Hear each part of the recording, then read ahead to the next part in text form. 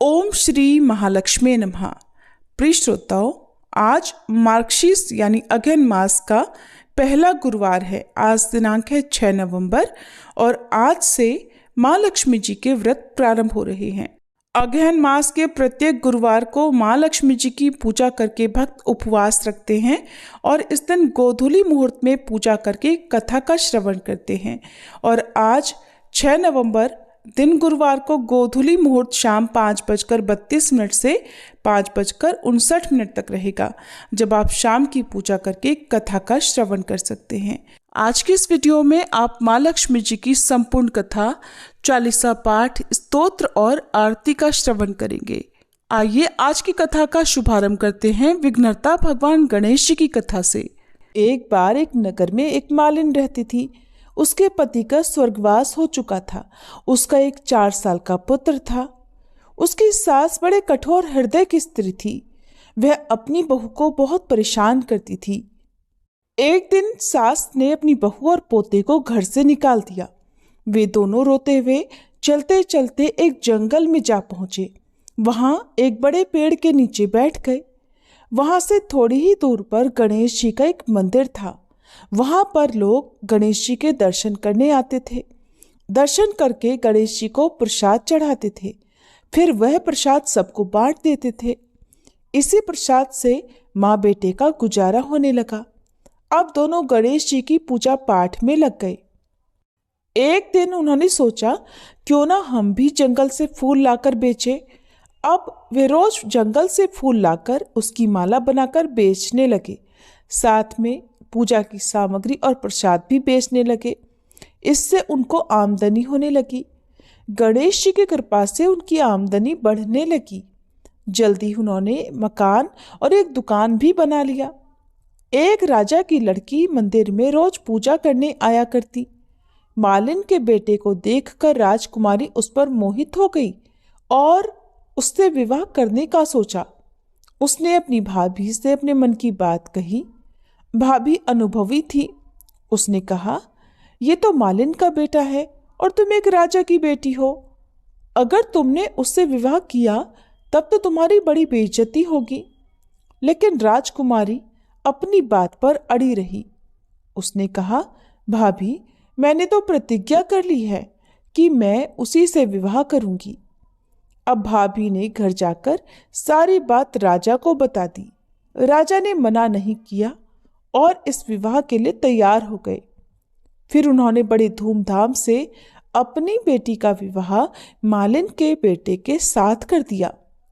मालिन ने सबसे पहले बेटे बहू को गणेश जी के मंदिर में ले जाकर पूजा पाठ करवाया और गणेश जी का आशीर्वाद दिलवाया। इसके बाद पूरे नगर में ये बात फैल गई कि गणेश जी की पूजा करने से सब दुख कष्ट दूर हो जाते हैं। ये बात सुनते ही अब तो नगर के सभी लोग उस मंदिर में आने लगे। मालिन और उसके बेटे की बिक्री और भी बढ़ गई।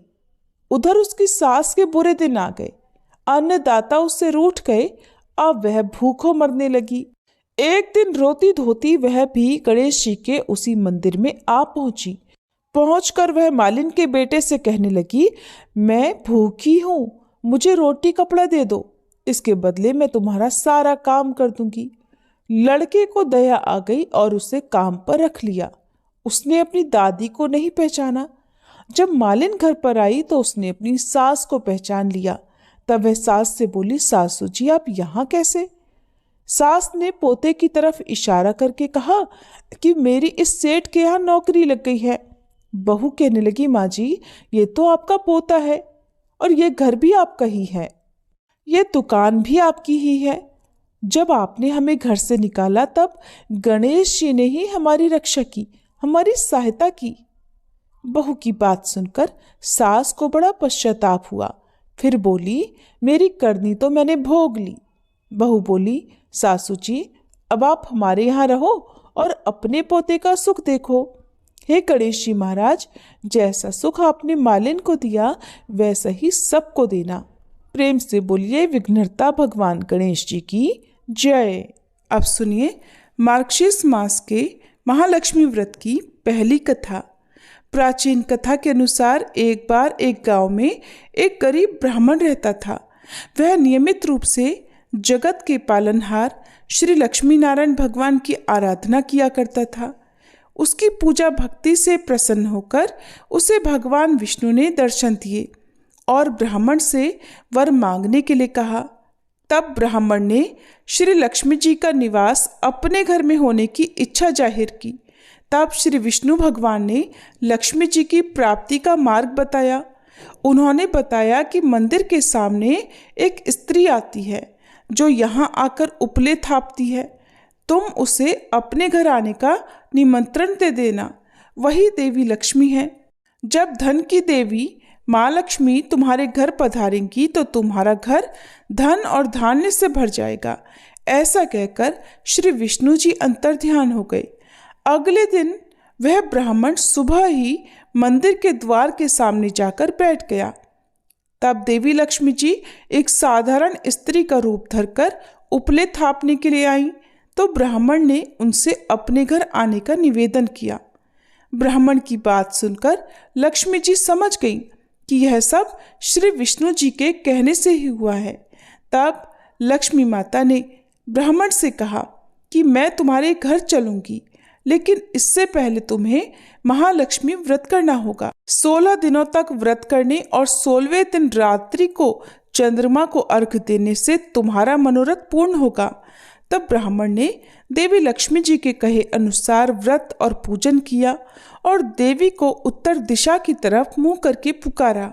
इसके बाद देवी लक्ष्मी ने अपना वचन पूरा किया। मान्यता है कि उसी दिन से इस व्रत की परंपरा शुरू हो गई। अब सुनिए मार्गशीर्ष गुरुवार के व्रत की दूसरी कथा। श्री महालक्ष्मी माता जी के अनेक रूप और नाम हैं।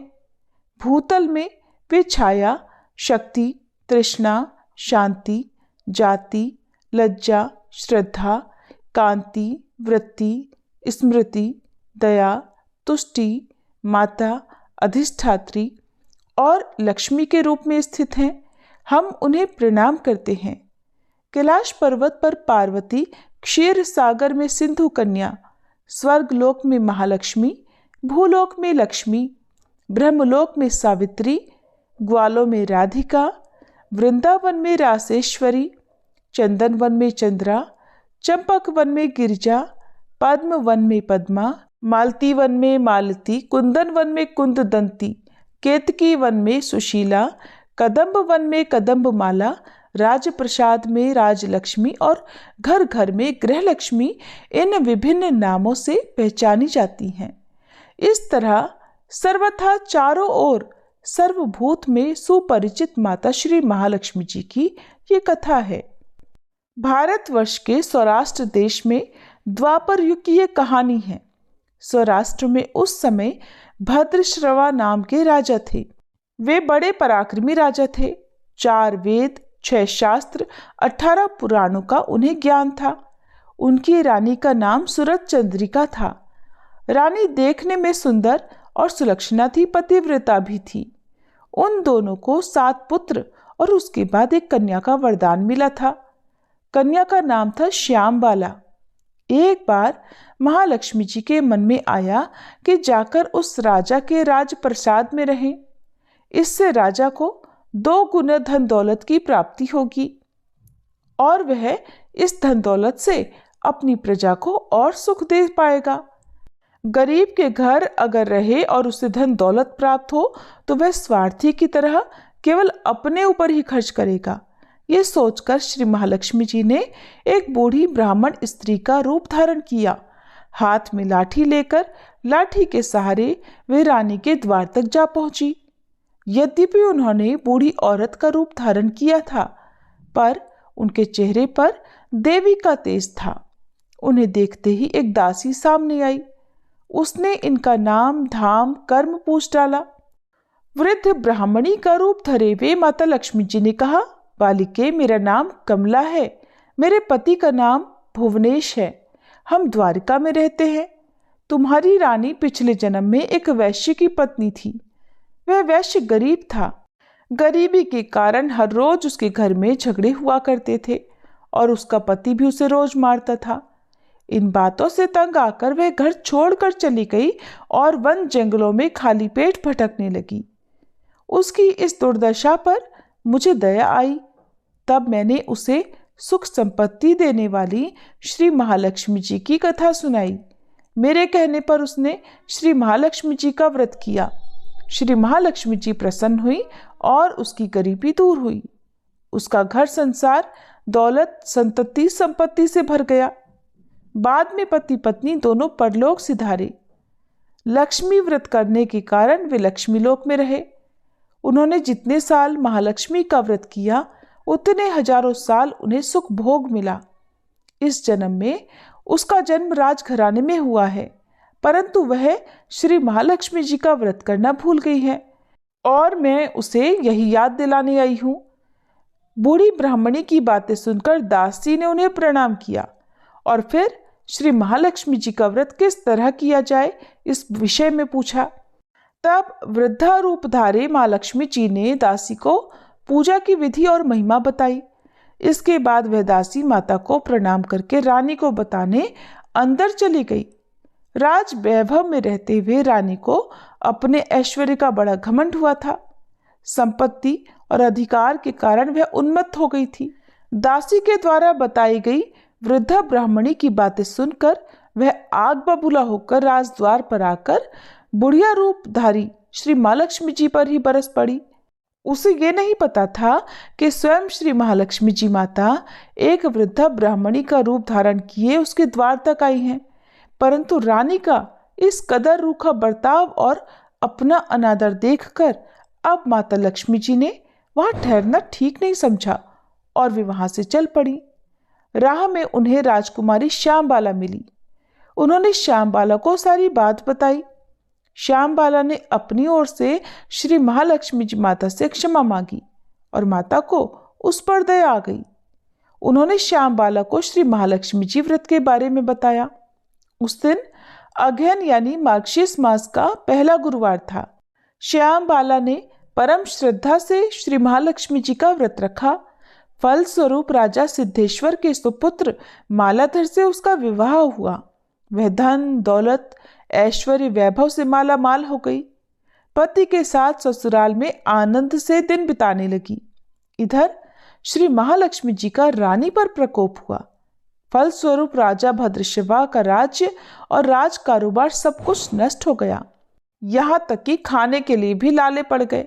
ऐसी दशा में एक दिन रानी ने राजा से निवेदन किया कि हमारा दामाद इतना बड़ा राजा है, धनवान है, ऐश्वर्यशाली है, क्यों ना उसके पास जाएं, अपना हाल उसे बताएं तो वो जरूर हमारी सहायता करेगा।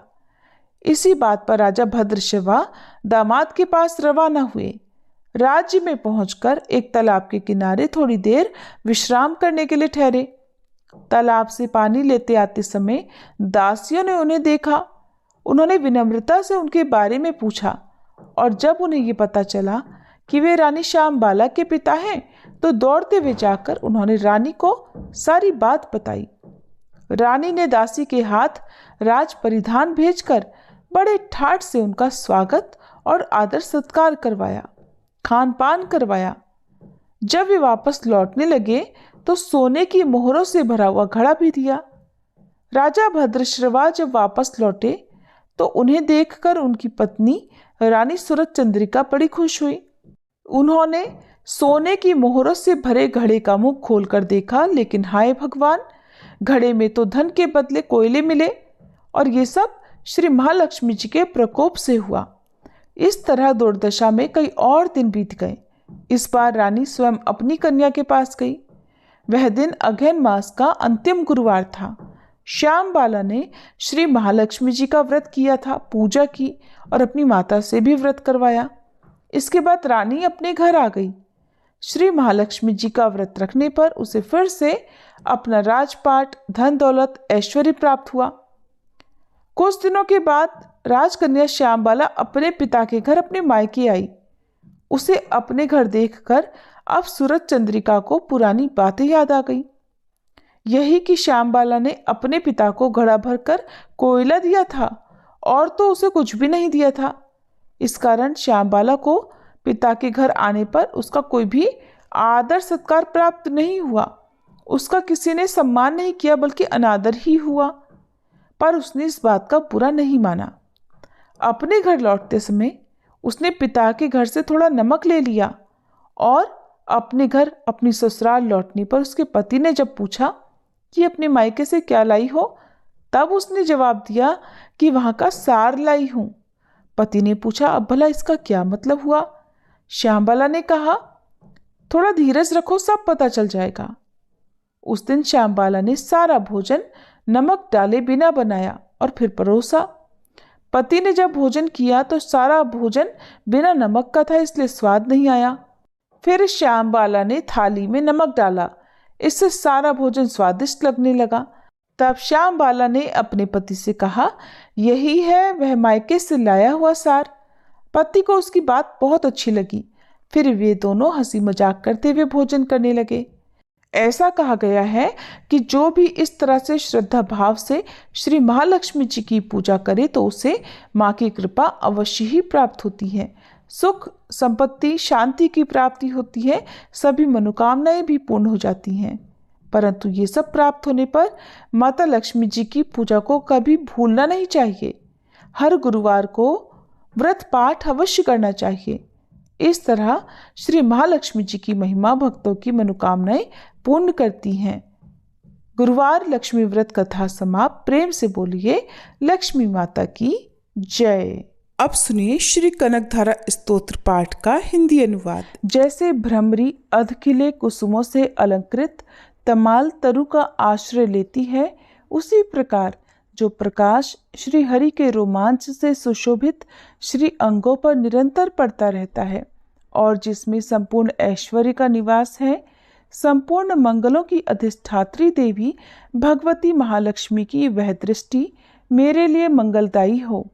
जैसे भ्रमरी महान कमल दल पर मंडराती रहती है, उसी प्रकार जो श्रीहरि के मुखारविंद की ओर बराबर प्रेम पूर्वक जाती है और लज्जा के कारण लौट आती है, समुद्र कन्या लक्ष्मी जी की वह मनोहर मुग्ध दृष्टिमाला मुझे धन संपत्ति प्रदान करे। जो संपूर्ण देवताओं के अधिपति इंद्र के पद का वैभव विलास देने में समर्थ है, मधुहंता श्रीहरि को भी अधिकाधिक आनंद प्रदान करने वाली है, तथा जो नील कमल के भीतरी भाग के समान मनोहर जान पड़ती है, उन लक्ष्मी जी के अध खुले नेत्रों की दृष्टि क्षण भर के लिए मुझ पर थोड़ी सी ही अवश्य पड़े। शेषशाही भगवान विष्णु की धर्मपत्नी श्री लक्ष्मी जी के नेत्र हमें ऐश्वर्य प्रदान करने वाले हों, जिनकी पुतली तथा बरौनियां अनंग के वशीभूत हों। अध खुले किंतु अपलक नयनों से देखने वाले आनंद कंद श्री मुकुंद को अपने निकट पाकर कुछ तिरछी हो जाती हैं, जो भगवान मधुसूदन के कौस्तुभ मणि मंडित वक्ष स्थल में इंद्र नीलमयी हारावली से सुशोभित होती हैं तथा उनके भी मन में प्रेम का संचार करने वाली हैं। वह कमल कुंजवासिनी कमला की कटाक्ष माला मेरा कल्याण करे। जैसे मेघों की घटा में बिजली चमकती है, उसी प्रकार जो कैटभ शत्रु श्री विष्णु के काली मेघमाला के श्याम सुंदर वक्ष स्थल पर प्रकाशित होती है, जिन्होंने अपने आविर्भाव से भृगुवंश को आनंदित किया है और जो समस्त लोकों की जननी है, उन भगवती लक्ष्मी की पूजनीय मूर्ति मुझे कल्याण प्रदान करे। समुद्र कन्या कमला की वह मंद, अलस, मंथर और अधोर निर्मित दृष्टि, जिसके प्रभाव से कामदेव ने मंगलमय भगवान मधुसूदन के हृदय में प्रथम बार स्थान प्राप्त किया था, यहाँ मुझ पर पड़े। भगवान नारायण की प्रेयसी लक्ष्मी का नेत्र रूपी मेघ दया रूपी अनुकूल पवन से प्रेरित हो दुष्कर्म रूपी धाम को चिरकाल के लिए दूर हटाकर विषाद रूपी धर्मजन्य ताप से पीड़ित मुझ दीन रूपी चातक पर धन रूपी जलधारा की वृष्टि करें। विशिष्ट बुद्धि वाले मनुष्य, जिनके प्रीति पात्र होकर जिस दया दृष्टि के प्रभाव से स्वर्ग पद को सहज ही प्राप्त कर लेते हैं, पद्मासना पद्मा की वह विकसित कमल गर्भ के समान कांतिमयी दृष्टि मुझे मनोवांछित पुष्टि प्रदान करे। जो सृष्टि लीला के समय वाग देवता अर्थात ब्रह्म शक्ति सरस्वती के रूप में विराजमान होती है और प्रलय लीला के काल में शाकंभरी अर्थात भगवती दुर्गा अथवा चंद्रशेखर वल्लभा पार्वती अर्थात रुद्र शक्ति के रूप में अवस्थित होती है। त्रिभुवन के एकमात्र पिता भगवान नारायण की उन नित्य यौवना प्रेयसी श्री लक्ष्मी को नमस्कार है। हे माता, शुभ कर्मों का फल देने वाली श्रुति के रूप में आपको प्रणाम है। रमणीय गुणों की सिंधु रूपा रति के रूप में आपको नमस्कार है। कमल वन में निवास करने वाली शक्ति स्वरूपा लक्ष्मी को नमस्कार है तथा पुष्टि रूपा पुरुषोत्तम प्रिया को नमस्कार है। कमल वदना कमला को नमस्कार है। क्षीर सिंधु सभ्यता श्री देवी को नमस्कार है। चंद्रमा और सुधा की सगी बहन को नमस्कार है। भगवान नारायण की वल्लभा को नमस्कार है। कमल सदृश नेत्रों वाली माननीय माँ, आपके चरणों में किए गए प्रणाम संपत्ति प्रदान करने वाले, संपूर्ण इंद्रियों को आनंद देने वाले, साम्राज्य देने में समर्थ और सारे पापों को हर लेने के लिए सर्वथा उद्यत हैं। वे सदा मुझे ही अवलंबन दें। मुझे ही आपकी चरण वंदना का शुभ अवसर सदा प्राप्त होता रहे। जिनके कृपा कटाक्ष के लिए की गई उपासना उपासक के लिए संपूर्ण मनोरथों और संपत्तियों का विस्तार करती है। श्री हरि की हृदयेश्वरी उन्हीं आप लक्ष्मी देवी का मैं मन, वचन और शरीर से भजन करता हूँ। भगवती हरिप्रिया, आप कमल वन में निवास करने वाली हो। आपके हाथों में नीला कमल सुशोभित है। आप अत्यंत उज्जवल वस्त्र, गंध और माला आदि से सुशोभित हो। आपकी झांकी बड़ी मनोरम है। त्रिभुवन का ऐश्वर्य प्रदान करने वाली देवी, मुझ पर प्रसन्न हो जाओ। दिग्गजों द्वारा स्वर्ण कलश के मुख से गिराए गए आकाश गंगा के निर्मल और मनोहर जल से जिनके श्री अंगों का अभिषेक संपादित होता है, संपूर्ण लोकों के अधीश्वर भगवान विष्णु की गृहिणी और क्षीर सागर की पुत्री उन जगत जननी लक्ष्मी को मैं प्रातःकाल प्रणाम करता हूँ। कमल नयन केशव की कमनी कामनी कमले मैं अकिंचन अर्थात दीनहीन मनुष्यों में अग्रगण्य हूँ। अतएव आपकी कृपा का स्वाभाविक पात्र हूँ। आप उमड़ती हुई करुणा की बाढ़ की तरह तरंगों के समान कटाक्षों द्वारा मेरी ओर देखो। जो मनुष्य इन स्तुतियों द्वारा प्रतिदिन वेद त्रयी स्वरूपा त्रिभुवन जननी भगवती लक्ष्मी की स्तुति करते हैं, वे इस भूतल पर महान गुणवान और अत्यंत सौभाग्यशाली होते हैं तथा विद्वान पुरुष भी उनके मनोभावों को जानने के लिए उत्सुक रहते हैं। इस प्रकार कनकधारा स्तोत्र का हिंदी अनुवाद समाप्त हुआ। अब सुनिए श्री लक्ष्मी चालीसा पाठ और आरती। मातु लक्ष्मी करी कृपा करो हृदय में वास, मनोकामना सिद्ध कर पुरवहु मेरी आस। सिंधु सुता विष्णु प्रिय नत शिर बारंबार, रिद्धि सिद्धि मंगल प्रदे नत शिर बारंबार। यही मोर अरदास हाथ जोड़ विनती करूं, सब विधि करो सुवास, जय जननी जगदम्बिका। सिंधु सुता में सुमिरो तो ही, ज्ञान बुद्धि विद्या दो मोही। तुम समान नहीं कोई उपकारी, सब विधि पुरवहु आस हमारी।